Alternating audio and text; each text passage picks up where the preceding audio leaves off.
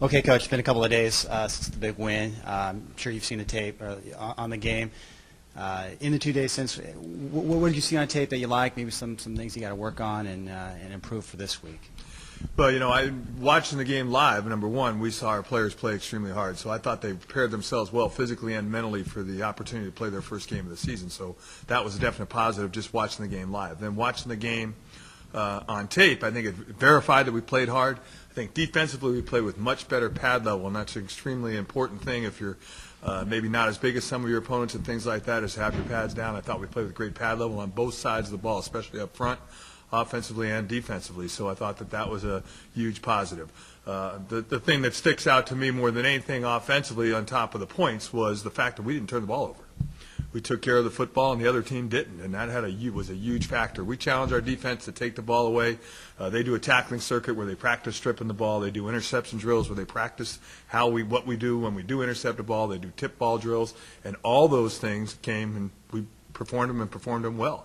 So I think the ability to take the ball away and the ability to not turn the ball over on offense was a huge factor in the game, and we made plays. I'm not positive of the exact time. Maybe Eric can help me with this one, but I think in the third quarter we had the ball for 12 minutes. Is that true?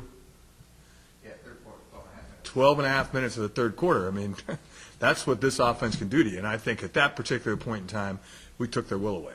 And this offense has the ability to do that. It allows the defense to understand if we can go 3 and out and get them into third down situations, or if you take the ball away, it allows our defense to have a lot of confidence that things are going to happen, and sooner or later, between the two, the ability to go 3 and out and get the ball back for our offense and put their defense back on the field, let their offense sit for 7 minutes at a time, puts a lot of pressure on the opponent on both sides of the ball. And I think that kind of happened in the game Saturday, and we were able to take advantage of it.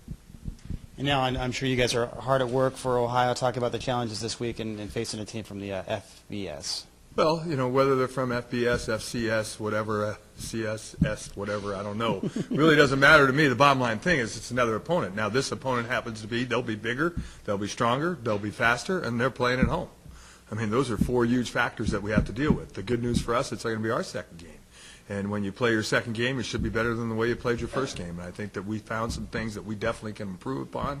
And that's really what we want to do. We want to be a better football team after Saturday, September 19th, than we were on September 12th. Is that going to be good enough to beat them? Well, guess we're going to find out. I think they're a good football team. I think they're very athletic.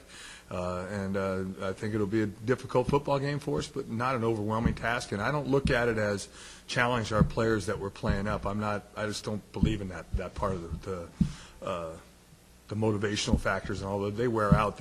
Basically, our 11 guys that are on the field will play their 11 guys on the field, and Cal Poly will play the University of Ohio.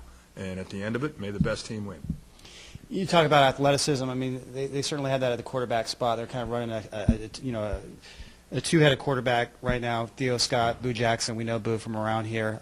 What kind of challenges are they going to present you? Well, they present some challenges. I think both guys are athletic. One guy throws the ball probably better than the other guy, and one guy probably plays a little bit more than the other guy right now. So it's going to be interesting to see how that all shakes out. I mean, I know Boo a little bit from his junior college background, and understand that he is a very good athlete. I also know that they're doing some things with the pistol offense from Nevada Reno, and I think that those are things that a lot of people right now are questioning on how to defend. It's not just us. So it's going to be a new challenge in that respect for us to not only take care of the athletes that they have, but schematically they have a difficult schematics to defend. And we've spent a lot of time yesterday and today talking about it. We think we're coming up with a good plan, and then it'll be up to the players on Tuesday and Wednesday to show us that they're ready to execute the plan. How tough is it to kind of prepare for a couple of different quarterbacks?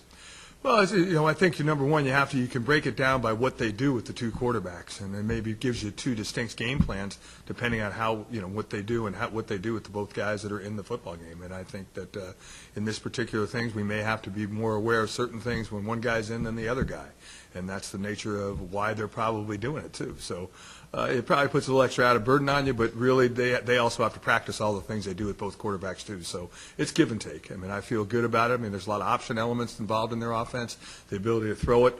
Reality, the speed they have on the wide receiver position probably might be the scariest moment of all. I mean, the 2 things that they have that we look at as problematic is their wide receivers can both really run, and defensively they're big inside. Their defensive tackles one's 342 pounds, the other guy's 295 pounds. So they have some size that we're going to have to deal with that we probably didn't deal with last week, and they have some speed that we probably didn't have to deal with last week. And finally, my last question, to win any game, but especially if you're going up a level, you got to minimize mistakes, both, physically and mentally and whatever. It seemed like the team, I think there was about 4 personal fouls you guys committed against Sac State. Off the top of my head, I know there was at least 3. There were a handful. Was that something that you noticed? I mean, the penalties against the Hornets didn't come back to bite you in that game, but I mean, in future games, something we talked about. There was 2 penalties that we were concerned about, and those 2 penalties, those 2 young people need to understand that the impact that their actions have on the other 89 guys on our team. And when you're playing a close game, those 2 things that happened during the course of the game could cost you the game. And those players were talked to about that, and I think that their message went home loud and clear. Some of the other personal fouls aren't like. Everybody thinks unsportsmanlike conduct penalties now. There's some personal fouls that are rule personal fouls that aren't really like football, that the way it's not supposed to be played. But we had 2 that were legitimate calls, and neither young man, to be honest with you, did I ever see that those 2 guys would get themselves in those situations, but it happened. And the way I look at it, it's been corrected, and as long as they learn from their actions, I'll be good. I know you're going to